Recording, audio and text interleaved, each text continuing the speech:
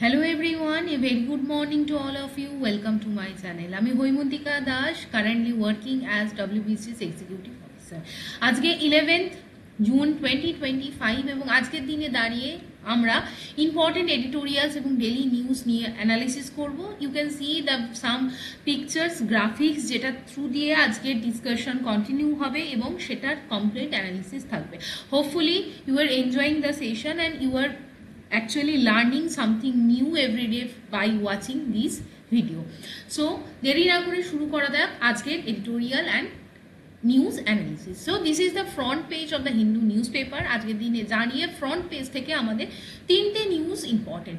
First is related with the Indian population, second is the একটা oil spill related আমরা দেখব কি ঘটেছে, থার্ড এটা দুদিনের কন্টিনিউয়েশনের একটা ইভেন্ট যেটা হচ্ছে মিটি কমিউনিটি শাটডাউন করেছে, লিফট করেছে শাটডাউন এবং সেটা মণিপুর রিলেটেড একটা news. So the first news is that United nation population fund বলে একটা অর্গানাইজেশন বা agency under the United nation তাদের তরফ থেকে একটি নিউজ পাবলিশড হয়েছে। সেটা হচ্ছে ইন্ডিয়ার যে পপুলেশন সেটা কিন্তু 146 ক্রোর এই লিমিটকে ক্রস করে গেছে। But another important thing that ইন্ডিয়ার যে ফার্টিলিটি রেট সেটা কিন্তু ড্রপ ডাউন করেছে টু 1.9।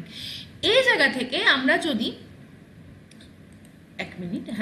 আমরা যদি এই মানে অ্যানালিসিসটা দেখে নিই তাহলে দেখব টোটাল ফার্টিলিটির রেট কি, আগে আমাদের সেটা জানতে হবে। টোটাল ফার্টিলিটি রেট হচ্ছে generally reproduction age of the women, মানে একজন নারী যে বয়সের মধ্যে ফার্টিলিটি তার থাকে বা ফার্টাইল যে উইন্ডো থাকে তার মধ্যে অন অ্যান অ্যাভারেজ একটা কান্ট্রিতে ইন্ডিভিজুয়াল ফার্টাইল ওম্যানরা দের কতগুলো করে সন্তান জন্ম নিচ্ছে তার নাম্বারটাকে বলা হয় total fertility rate.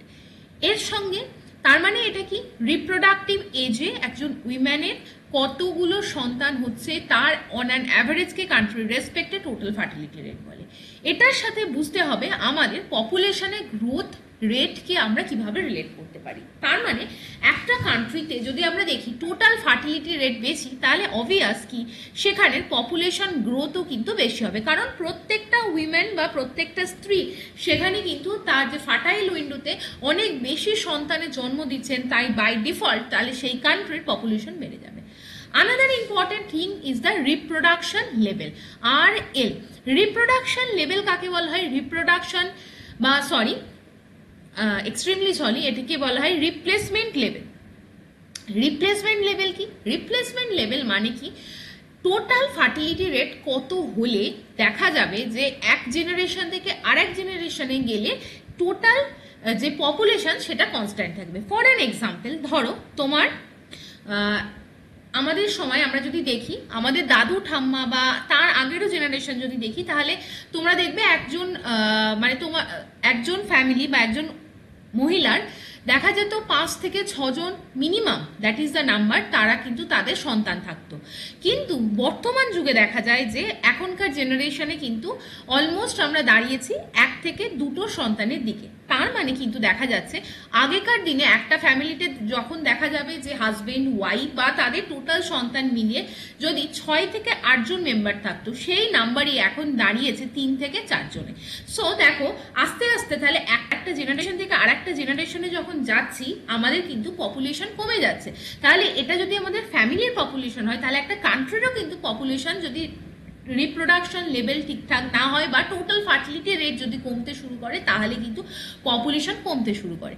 But suppose আমি ফর অ্যান এক্সাম্পল একটা ফ্যামিলিতে হাজবেন্ড ওয়াইফ বা তাদের 2 জন সন্তান আছে, তাহলে টোটাল ফ্যামিলি মেম্বার 4 জন। এবার এই সন্তানরাও পরবর্তীকালে বিয়ে করবেন বা তাদেরও সন্তান হবে, কিন্তু দেখা যায় যদি একটা জেনারেশন থেকে আর একটা জেনারেশনে, ধরো তোমার জেনারেশনে 4 জন ফ্যামিলি মেম্বার ছিল, তোমার পরের জেনারেশনেও 4 জন ফ্যামিলি মেম্বার রইল, তার মানে কি পপুলেশন তোমার ফ্যামিলির কি হলো, না বাড়লো না কমলো। দ্যাট ইজ দ্য থিং, তুমি তোমার পপুলেশন অফ দ্য ফ্যামিলিকে রিপ্লেস করলে।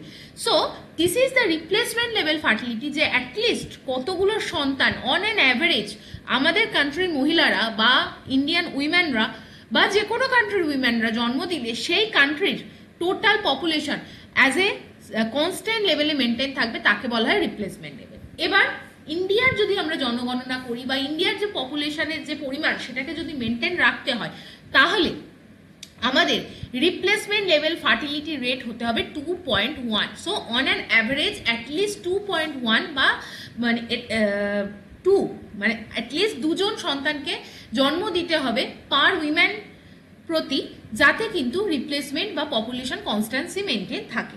But the fact is that ইন্ডিয়ার এবারের রিপোর্ট দেখা যাচ্ছে যে দেখো রিপ্লেসমেন্ট লেভেল ফার্টিলিটি যেটা 2.1 সেখানের থেকেও টোটাল ফার্টিলিটি রেট কিন্তু কমে দাঁড়িয়েছে 1.9। So this is another issue, যেখানে দেখা যাচ্ছে যে ইন্ডিয়ান যে নেক্সট জেনারেশন আমাদের আসছে বা because of many other factors ইন্ডিয়াতে কিন্তু পপুলেশন একটা ডিপ দেখা যাবে, অর্থাৎ এখন যে পপুলেশন গ্রোথ হচ্ছে সেটা কিন্তু আফটার সার্টেন ইয়ার্স অ্যাহেড সেখানে কিন্তু একটা বড়সড় ডিক্লাইন বা ডিক্লাইনিং ফেজের মধ্যে দিয়ে আমরা যাব। কারণ কিন্তু সেটাও ইন্ডিকেশন যে এখন আমাদের পপুলেশন অনেক বেশি দেখাচ্ছে, around 146 crore। But the thing is that UNFPA এর রিপোর্ট কিন্তু এটাও দেখাচ্ছে যে ইন্ডিয়ার ফার্টিলিটি রেট সেটা কিন্তু রিপ্লেসমেন্ট লেভেল ফার্টিলিটি থেকেও নিচে চলে গেছে, এবং কতই চলে গেছে 1.9-এ। এবং that is Y what is going to happen that another 40 ইয়ার্সের কাছে গিয়ে কিন্তু আমাদের একটা decline phase of fertility and population আসবে। সো এখন আমরা কিন্তু যদি দেখি চায়না ফার্টিলিটি রেট সেটা হচ্ছে 1, ভুটান, শ্রীলঙ্কা, নেপাল এগুলো আছে, আফগানিস্তান, পাকিস্তানের কিন্তু ফার্টিলিটি রেট অনেক বেশি 4.7, 3.5 রেসপেক্টিভলি, অ্যান্ড ইন্ডিয়ার কোথায় এসছে ফার্টিলিটি লেভেল 1.9। তাহলে ইন্ডিয়ার পপুলেশন এস্টিমেটেড কি 146.39 crore as per the report of the United Nations demographic report, এবং সেই জায়গায় দাঁড়িয়ে ফার্টিলিটি রেট কোথায় ডিক্লাইন করেছে 1.9-এ, এবং সেটা কিন্তু below the replacement level fertility of 2.1। Now population যেটা আছে expected to grow around 170 crore before starting to a deep in about 40 years। তাহলে আমি বললাম নেক্সট 40 ইয়ার্স পর্যন্ত আমাদের পপুলেশন গ্রো করবে, এবং কোথায় কত দূর পর্যন্ত গ্রো করবে 170 কোটি পর্যন্ত পপুলেশন গ্রো করবে। কিন্তু আস্তে আস্তে আস্তে আস্তে one generation to another generation, যেহেতু বিকজ অফ মেনি ফ্যাক্টরস আমাদের পপুলেশন বা আমাদের ফার্টিলিটি রেট কমে যাচ্ছে, সেই জন্য 40 বছর পর দেখা যাবে পপুলেশন একটা কনস্ট্যান্ট লেভেলে আসবে এবং ফার্দার ডিক্লাইন করা শুরু করবে। তোমাদের কাছে আমার কোয়েশ্চেন্স রইল, কেন ফার্টিলিটি রেট এত কমে যাচ্ছে, বা এটা আমাদের ইন্ডিয়ান কন্টিনেন্টকে কিভাবে ইকোনমিক অ্যাসপেক্টে, সোশ্যাল অ্যাসপেক্টে ডিফাইন করতে পারে this kind of data. So আমি জাস্ট তোমাদের একটা এক্সাম্পল দিচ্ছি। ইন্ডিয়া ফার্টিলিটি রেটের সাথে আমরা অনেক কিছুকে রিলেট করতে পারি। কি ইন্ডিকেশন আসছে ইন্ডিয়ার ফার্টিলিটি রেট কমছে, তার মানে কি প্রত্যেকটা উইমেন পিছু তাদের রিপ্রোডাকশন বা তারা কিন্তু সন্তান বা চাইল্ড যে কনসিভিং টেন্ডেন্সি সেটা কিন্তু কমছে। অর্থাৎ আমাদের আগেকার জেনারেশনে যেরকম মানুষের মেন্টালিটি ছিল to take at least 3 to 4 children in their lifestyle or in their life, সেই টেন্ডেন্সি কিন্তু কমে আসছে। এর বিভিন্ন কারণ হতে পারে। এর যে কারণ হতে পারে, 1 নম্বর হচ্ছে জব। এখনকার উইমেনরা more and more financially independent হচ্ছে, তারা কিন্তু চাকরির জায়গায় আসছে, সেই জায়গায় দাঁড়িয়ে তাদের যে শুধুমাত্র ডোমেস্টিক যে অ্যাসপেক্ট বা শুধুমাত্র ঘরের বা শুধুমাত্র হাউসওয়াইফ হিসাবে রয়ে যাওয়া সেই টেন্ডেন্সি কমছে। সো এটা একটা আমাদের গুড ইন্ডিকেটর হতে পারে ইকোনমিক অ্যাসপেক্টে, যে আমাদের উইমেনদের কিন্তু ইকোনমিক্যাল যে অ্যাডভান্সমেন্ট সেটা কিন্তু দেখা যাচ্ছে। এছাড়া সোশিও ইকোনমিক ডেভেলপমেন্ট হচ্ছে, এখনকার উইমেনদের মধ্যে এডুকেশন আসছে, educational opportunity from the welfare economy, আমাদের গভর্নমেন্ট কিন্তু ফ্রি অফ কস্টে এডুকেশন দেওয়ার চেষ্টা করছেন। At least backward class of the সেকশনসরা কিন্তু এখন এডুকেশনের আলো পাচ্ছে। সেই জায়গায় দাঁড়িয়ে কিন্তু 18 বছরের নিচের যে চাইল্ড ম্যারেজ সেটাও কিন্তু অনেক কমে যাচ্ছে, এবং যার ফলে কিন্তু after 18 years they are very mature, এবং সেই জায়গায় দাঁড়িয়ে হেলথ কনসাসনেস এবং বাকি যে আদার ফ্যাক্টরসগুলো আছে সেগুলোও কিন্তু বাড়ছে, এবং তার ফলে দেখা যাচ্ছে যে এই যে রিপ্রোডাকশন যে লাইফ সাইকেল বা এই যে পিরিয়ড, এই সময় কিন্তু পার মহিলা পিছু কম্পারেটিভলি কম নাম্বারে বা অনেকটা কম নাম্বারে কিন্তু চাইল্ডের রিপ্রোডাকশন বা চাইল্ড বার্থ হচ্ছে।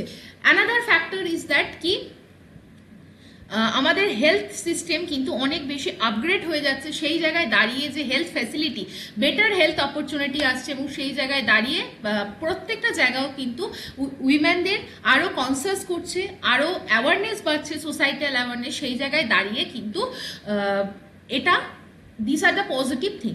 বাট নেগেটিভ কি আছে, এই জায়গা থেকে আমাদের নেগেটিভ সাইডটা নিয়েও কি ভাবতে হবে যে আমরা কিন্তু আরবানাইজড হয়ে যাচ্ছি। আমাদের Indian society is moving rapidly towards the urbanisation and causing the mentality that আমরা কিন্তু অনেক উইমেনরা দেখা যাচ্ছে যে এখন তার ক্ষেত্রে career is the more powerful thing, এবং সেই জায়গায় দাঁড়িয়ে অনেক উইমেনদের মধ্যে কিন্তু চাইল্ড নেয়ার যে টেন্ডেন্সি সেটা কিন্তু drastically drop করছে। and this is the best scenario we can see in the urban clusters।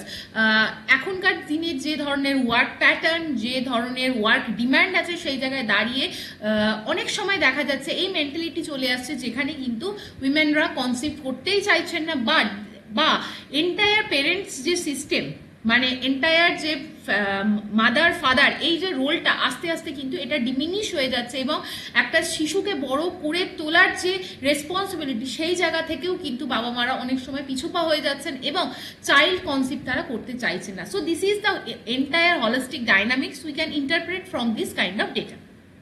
Now moving to the next article, that is কালকে আমরা দেখেছিলাম কেরালা কোস্টে একটা শিপ, কিন্তু সেখানে হিউজ কন্টেনার ছিল এবং ফ্লেমেবল, অর্থাৎ আগুন লেগে যেতে পারে এই ধরনের কেমিক্যাল সাবস্টেন্স নিয়ে এই জাহাজটা কেরালা কোস্ট দিয়ে পাস করছিল। এমতো অবস্থায় সেখানে কিন্তু আগুন লেগে যায়, এবং আগুন লাগার পরে কিন্তু সেই জায়গা থেকে দাঁড়িয়ে পুরো শিপটার মধ্যে কিন্তু কোস্ট গার্ডের তরফ থেকে, ইন্ডিয়ান নেভির তরফ থেকে এমার্জেন্সি রেস্কিউ অপারেশন চালানো হয়, যাতে কিনা আমরা ম্যাসিভ যে ডিস্ট্রাকশন সেখানে আগ থেকে বাঁচতে পারি, এবং এক্সপ্লোসিভ যে মেটেরিয়াল সেগুলো যাতে সমুদ্রে মিশে না যায়। বাট অথরিটি কিন্তু এমতো অবস্থাতেও পোটেনশিয়াল অয়েল স্পিল হতে পারে এই ধরনের একটা নোটিফিকেশন জারি করে দিয়েছে, কারণ 88 nautical miles of the Kerala coast near the কোজিকোটে কিন্তু এই ইনসিডেন্টসটা হয়েছে। এবার আমরা যদি ইন্ডিয়ান এন্টায়ার কোস্ট সিস্টেম দেখি, এদিকে আমরা পাবো লাক্ষাদ্বীপ, এদিকে কেরালা কোস্ট, এদিকে Andaman Nicobar, and this kind of marine ecosystems are very very fragile and full of biodiversity, flora fauna, সেগুলো আমাদের সব কিছু আছে। এমতো অবস্থায় কিন্তু এই ধরনের যে শিপ ডুবে যাচ্ছে, এবং সেখানে প্রায় 157 কন্টেনার ছিল, এই কার্গো শিপটা ডুবে গেলে এখানে যে সাবস্টেন্সগুলো ছিল দে আর ভেরি হ্যাজার্ডাস এবং ফ্লেমেবল, লিকুইড, সলিড, এবং সেখান থেকে দাঁড়িয়ে স্পন্টেনিয়াসলি তারা কিন্তু হার্ম করতে পারবে not only to the marine ecosystem but also to the human health. তো এই জায়গায় দাঁড়িয়ে আমাদের যে জায়গাটা ডিসকাশনের থাকবে আলোচ্য বিষয়, সেটা হচ্ছে what is the problem associated with the oil spill. প্রথমত অয়েল স্পিল কাকে বলে? অয়েল স্পিল হচ্ছে যেখানে uncontrolled release of the crude oil, gasoline, fuel বা অয়েল বাই প্রোডাক্টস থাকে, এবং সেগুলো কিন্তু যে কোনো উপায়ে প্রকৃতিতে মিশতে থাকে, তাহলে সেই প্রসেসকে বলা হয় অয়েল স্পিল।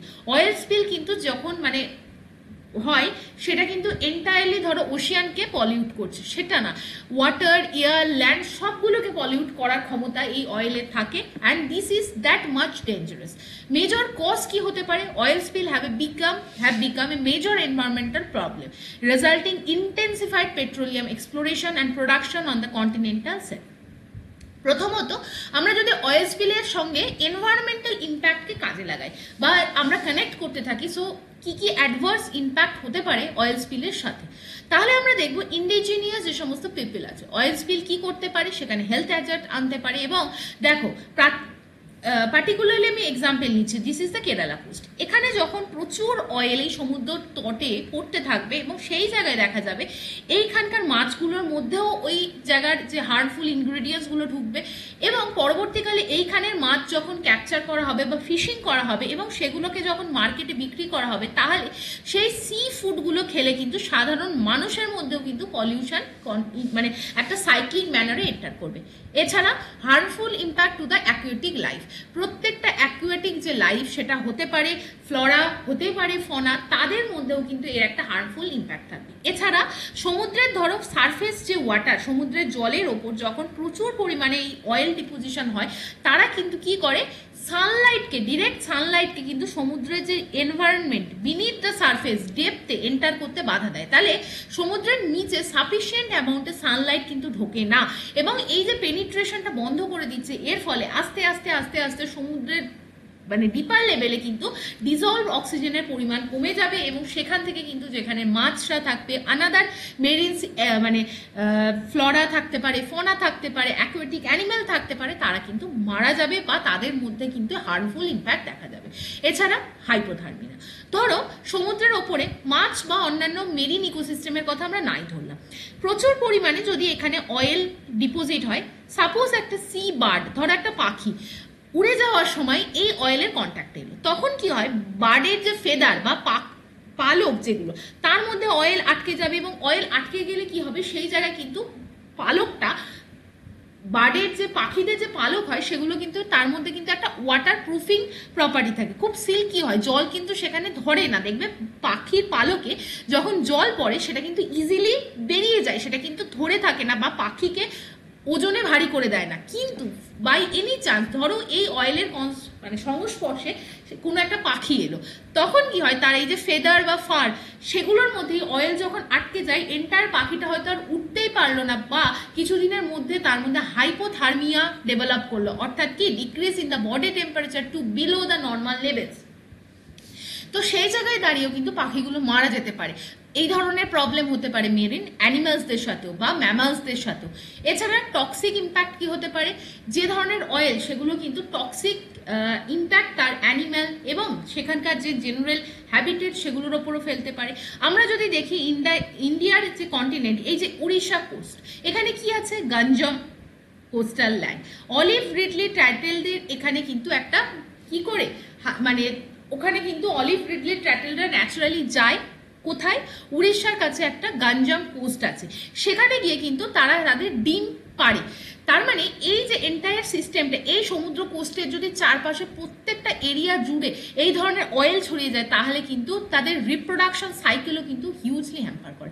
অ্যানাদার থিং, ধরো আমি সাপোজ কেরালার এই জায়গায় বলছি, লাক্ষাদ্বীপ বলছি, এখানে কি আছে, ম্যানগ্রোভস আছে, কোরালস আছে, সেগুলোও কিন্তু সিগনিফিকেন্টলি হ্যাম্পার হয়। অ্যানাদার থিং, সেটা কি বলতো, সেটা যদি আমরা এখান থেকে ইকোনমিক ইম্প্যাক্ট ধরি, that is the most hitted by this kind of thing, that is the tourism sector.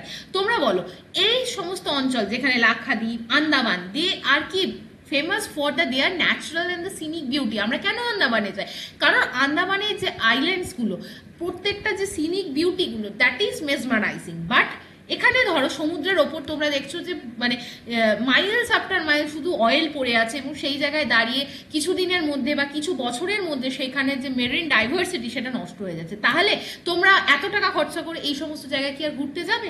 Never. তাহলে এখানে কিন্তু ট্যুরিজম ইম্প্যাক্ট হচ্ছে।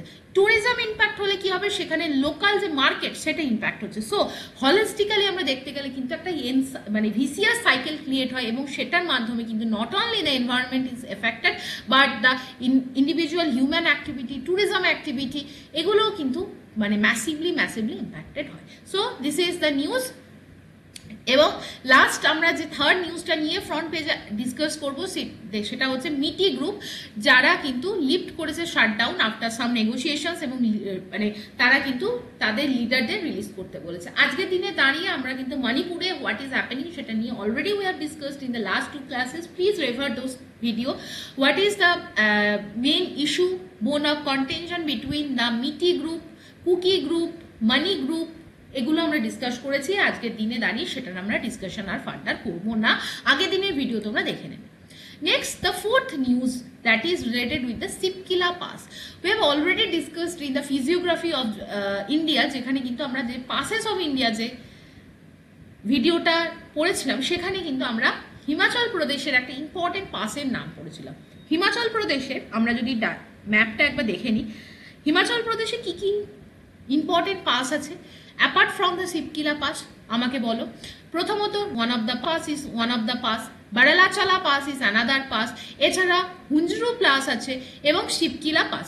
শিবকিলা পাসের যে ইম্পর্টেন্ট ফিচার্সটা আমাদের দেখতে হবে, Shipki La pass is the pass present in the Himachal Pradesh, যেখান দিয়ে কিন্তু river Sutlej enters India. Sutlej কি, it is a tributary of Indus and এখান থেকে কিন্তু রিভার সতলুজ যায় এবং হারিকের কাছে কিন্তু বিয়াস এসে সতলুজে মেশে এবং সেখান থেকে কি তৈরি হয়, সেখান থেকে তৈরি হয় হারিকে ব্যারেজ।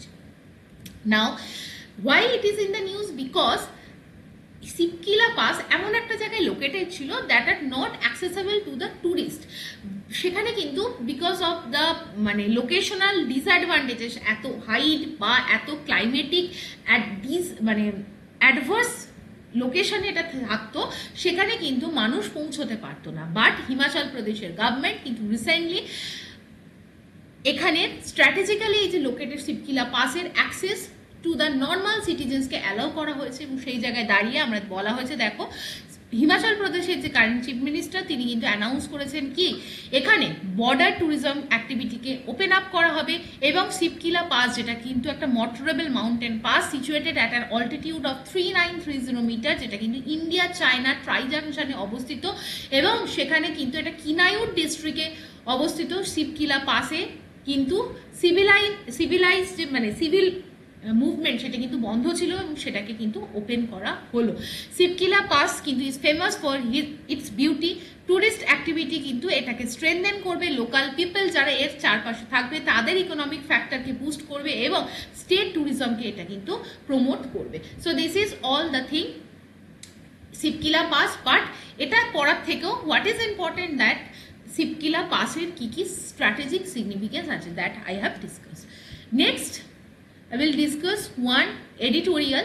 তার আগে আমি আজকে দেখিয়ে দিই এডিটোরিয়ালে কি কি পাবলিশ হয়েছে। বাট আজকের দিনে দাঁড়িয়ে বেশ কিছু এডিটোরিয়াল আছে যেগুলো আমাদের একদমই পড়ার দরকার নেই। If you want to read by your self, do it by downloading the PDF from the Telegram channel. প্রথমত this is related with the India Pakistan relationship. But আমার মনে হচ্ছে যে ইন্ডিয়া পাকিস্তান রিলেশনশিপ মানে এখানে এতগুলো অ্যাঙ্গেলে লেখা হয়েছে, আমরা বেশ কিছু জায়গা জানি। রিলেটেড উইথ দ্য অপারেশন সিন্দুর প্রচুর বেশি ডিসকাশন হয়েছে, এবং সেই জায়গাটা তোমরা নিজেদের মতো করে পড়ে নিতে পারো। Next is related with the thing কি ইন্ডিয়ান লিগাল সিস্টেম। ঠিক, ইন্ডিয়ান লিগাল সিস্টেমের জায়গায় এখানে বার কাউন্সিল অফ ইন্ডিয়ার সাম ডিটেলস নিয়ে আলোচনা করা হচ্ছে, সেটা আমরা পড়বো না। বাট আমি তোমাদেরকে একটা জিনিস জিজ্ঞেস করবো, do you know the difference between lawyer, advocate and barrister? আমাকে একটুখানি কেউ কম বল, মানে জানো কি? তাহলে তোমরা যদি কেউ জানো আমাকে কমেন্ট সেকশনে লিখো যে what is the difference between lawyer, advocate, barrister. Okay, আমি জাস্ট একবার বলছি যে আমাদের কান্ট্রিতে লয়ার কারা থাকে। আমরা সাপোজ যারা ধরো আর্টস নিয়ে পড়েছে তারা বিএ পাস করে, যারা সায়েন্স নিয়ে পড়েছে তারা বিএসসি পাস করে। ঠিক সেরকম ল অ্যাজ এ ডিসিপ্লিন বা সাবজেক্ট যারা কেউ গ্র্যাজুয়েশন করেছেন তাদের যে ডিগ্রিটা হয় তাদেরকে বলা হয় LLB পাস করেছে। সো তাদেরকেই কিন্তু ইন জেনারেল বলা হয় লয়ার। ঠিক, অ্যাডভোকেট কাদের বলা হয়? অ্যাডভোকেট হচ্ছে অনেকেই ল পাস করতে পারে, বাট তারা কিন্তু লিগালি এন্টাইটেলড হয় না কোর্টে প্র্যাকটিস করার জন্য। কোর্টে প্র্যাকটিস করার জন্য আমাদের কান্ট্রিতে কে আছে? বার council of India. Bar council of India বলে একটা অর্গানাইজেশন আছে। ওকে, এছাড়া আমাদের কি আছে? এছাড়া প্রত্যেকটা স্টেটেও কিন্তু বার কাউন্সিল অফ ইন্ডিয়ার যে স্ট্যাটুটরি বডি, তাদের রিপ্রেজেন্টেটিভ বডি আছে। এবার এই লয়ারদের বার কাউন্সিল অফ ইন্ডিয়ার একটা পরীক্ষা হয়, এবং সেই জায়গা থেকে দাঁড়িয়ে সেই বার কাউন্সিল অফ ইন্ডিয়ায় যারা রেজিস্টার্ড থাকেন, ঠিক, তাদেরকে কিন্তু বলা হয় অ্যাডভোকেট। অর্থাৎ to become an advocate you need to be registered, your name need to be registered in the bar council of India. ঠিক, ব্যারিস্টার থাকে। সাপোজ তুমি হায়ার স্টাডি করার জন্য, বা ধরো আমাদের কান্ট্রিতে অনেক সময় দেখা যায় যে MBBS পাস করা যায়, আবার অনেক জায়গায় দেখা যায় MBBS বা ডাক্তারি পড়ার জন্য অনেক সময় দেখা যায় যে বাবা মা তাদের সন্তানদের বিদেশে পাঠিয়ে দিচ্ছে। ঠিক আছে, বিদেশের তারা ডিগ্রি নিচ্ছে, তারাও তো ডাক্তার। সেই রকমভাবে barrister is nothing but those person যারা কিন্তু আমাদের কান্ট্রি থেকে ল পড়েননি, বাট ইউনাইটেড কিংডম থেকে যারা ল পড়েছে তাদেরকে বলা হয় ব্যারিস্টার। তার মানে nothing there is different between the lawyer and the barrister. তার মানে আমরা দেখতে পাচ্ছি ব্যারিস্টার হওয়া মানে কি? ব্যারিস্টার হওয়া মানে কিন্তু যারা কিন্তু ল নিয়ে পাস আউট হয়েছেন, কিন্তু সেই লয়ের ডিগ্রি তাদের কোথায় আছে? সেই লয়ের ডিগ্রি কিন্তু তাদের আছে আমাদের ইংলিশ থেকে, মানে ইংল্যান্ড থেকে বা UK থেকে তাদের যে লয়ের ডিগ্রি, তাদেরকে কিন্তু বলা হয় barrister. So this is the three different thing. Next আমরা আজকে আরেকটা এডিটোরিয়াল ডিসকাশন করব, that is the editorial related with the maximum Mumbai. The city needs long term solution to its transportation need. Before starting the editorial I want to just show you one paper cutting from the Hindu, যেটা কিন্তু কালকের দিনে দাঁড়িয়ে বেরিয়েছিল। দেখো মুম্বাইয়ের this is the মানে common scenario we can see, যে এত ভিড় হয়। মুম্বাই ইজ অ্যান আরবান অ্যাগ্লোমারেশন, সেই জায়গায় দাঁড়িয়ে মুম্বাইয়ের এক একটা ট্রেনে যদি আমরা অফিস আওয়ার্স দেখি এত ভিড় হয়। এটা আমাদের কান্ট্রি মানে আমাদের স্টেটেও আমরা যদি হাওড়া শিয়ালদার ট্রেনের যদি আমরা রেগুলার প্যাসেঞ্জার হই তো সেখানেও আমরা দেখতে পাবো কি হিউজ পরিমাণে প্যাসেঞ্জার গ্যাদারিংস থাকে। এছাড়া time delay is an another issue. সেই জায়গায় দাঁড়িয়ে গত কিছুদিনের মধ্যে মুম্বাইতে একটা ট্রেন অ্যাক্সিডেন্ট হয়।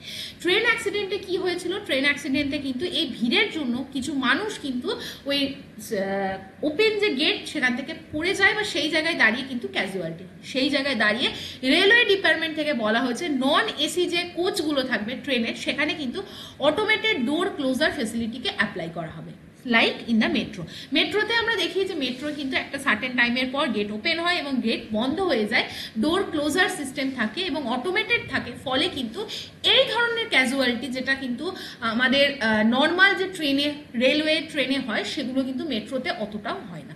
সো এরপরে আমরা জাস্ট এডিটোরিয়ালটা একবার ডিসকাশন করে নেব যে কি এডিটোরিয়ালে আছে। প্রথমত মুম্বাই যে রেলওয়ে, সেই মুম্বাইতে যে এই ইনসিডেন্টটা হয়েছে সেই জায়গায় দাঁড়িয়ে রেলওয়ে কিন্তু প্রমিস করেছে বা প্রপোজ করেছে যে automatic sliding door with the ventilation facility কিন্তু অল মুম্বাই সাব আরবান ট্রেনগুলোতে নেক্সট ইয়ারের মধ্যে লাগাতে হবে। কার পর? In a response to the Mumbai train tragedy. 4 জন পিপল এখানে অলরেডি মারা গেছে এবং প্রায় 12 জনের মতো অর্থাৎ dozen another were injured. Sliding doors সেখানে কিন্তু বলা হচ্ছে could potentially force people inside and prevent footboard travel. অর্থাৎ এই যে ট্রেনের ধারে যে ঝুলতে ঝুলতে যাওয়া, দেখা যাবে তার পা হয়তো ট্রেনের মধ্যে আছে কামড়া, কিন্তু তার বডি কিন্তু দেখা যাচ্ছে বাইরে ঝুলছে। সেই প্রবলেমটা কিন্তু আমরা অনেকটা পোটেনশিয়ালি রিডিউস করতে পারবো by applying the sliding doors. এরপর কি? They could ensure that passengers do not get down at the unscheduled stops and put themselves in danger of being mowed down by the passing trains. অর্থাৎ এই যে ঝুলতে যাওয়া বা যে কোনো স্থানে নেমে যায় এগুলো কিন্তু অটোমেটেড ডোর হলে বন্ধ হয়ে যাবে এবং অনেক রিস্ক আমরা মিটিগেট করতে পারি যে পাসিং যে ট্রেনগুলো সেগুলো ধাক্কাতে কিন্তু মানুষ মারা যাবে। এই প্রবলেমটা কিন্তু আমরা বন্ধ হতে পারে যেখানে যদি আমরা স্লাইডিং ডোরস লাগিয়ে দিই, যে সেটা একটা পার্টিকুলার স্টেশনে খুলবে, সেখানে বন্ধ হয়ে যাবে এবং বাকি পরবর্তী স্টেশনে গিয়েই কিন্তু সেটা ওপেন হবে।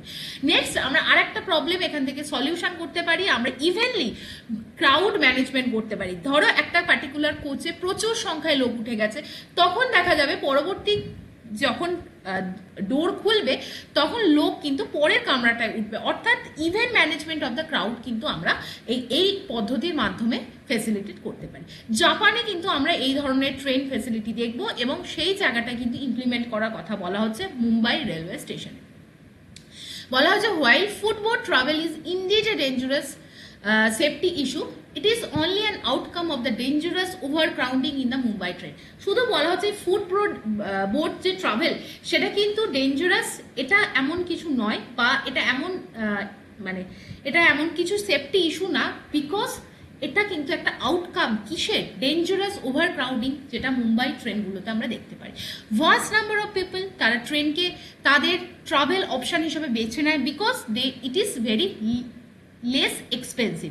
এবং সেই জায়গায় দাঁড়িয়ে ওভারক্রাউডেড যে ট্রাভেলার্স তারা কিন্তু মাঝে মাঝেই দেখা যায় যে স্ট্যাম্পেডের শিকার হন, যেটা 2017 সালে আমরা এলিফ্যান্ট স্টোন রোড স্টেশনে কিন্তু দেখতে পেয়েছিলাম। মাল্টিপল ডেথ ভেরি কমন হয়ে গেছে through the arteries and the life lines in the Mumbai.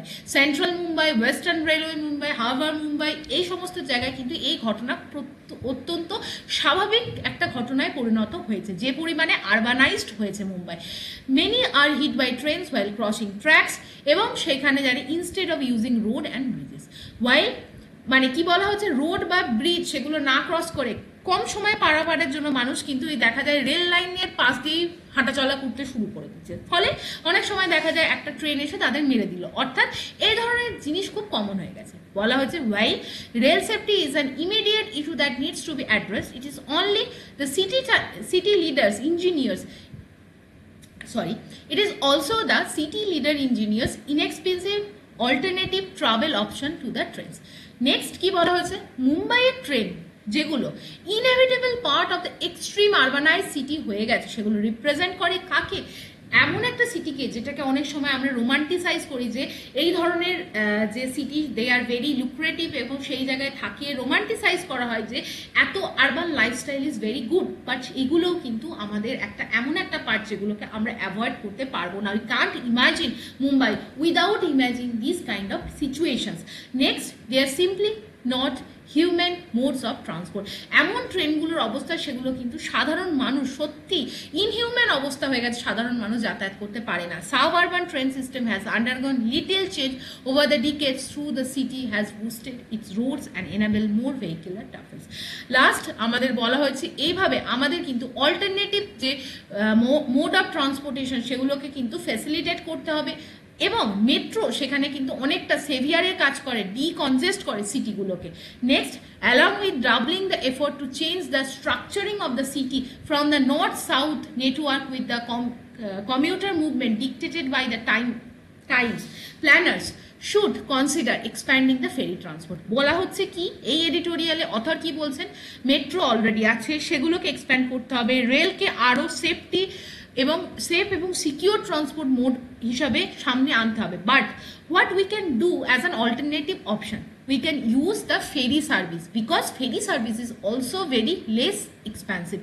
তাহলে ফেরি সার্ভিস কিন্তু চিপার, এবং ফেরি সার্ভিস কিন্তু ইকোনমিক্যালি ফ্রেন্ডলি, ইকো ফ্রেন্ডলি, এবং ট্রান্সপোর্ট হিসাবে এন্টায়ার সিটিকে কিন্তু কানেক্ট করতে পারে। তাহলে মোর অ্যান্ড মোর ফেরি এক্সপানশনের দিকে আমাদের কিন্তু ফোকাস করতে হবে। নেক্সট, স্ট্যাম্পেড যেখানে সাচেস মানে যেগুলো stampede prone area, fire accident in the congested area, train tragedies such as the Mumbai, এগুলো আমাদের কি হাইলাইট করে, এগুলো আমাদের হাইলাইট করে how unprepared India is to handle the consequence of urbanisation and the thrust to overturn the engagement of the vast majority of the people with agriculture. অর্থাৎ কি বলা হলো, last line is very important. Agriculture আমরা practice থেকে যত সরে আসছি, মানে এগ্রিকালচার ইজ কি, এগ্রিকালচারে কিন্তু আমাদের ওভার বার্ডেন সিনারিও হয়ে আছে। এগ্রিকালচারে আমরা কি ধরনের আনএমপ্লয়মেন্ট দেখতে পারি, ডিসগাইজড আনএমপ্লয়মেন্ট, অর্থাৎ মোর দ্যান রিকোয়ার্ড ক্যাপাসিটিতে কিন্তু মানুষ এগ্রিকালচারে আসছে। কিন্তু আস্তে আস্তে যখন আমরা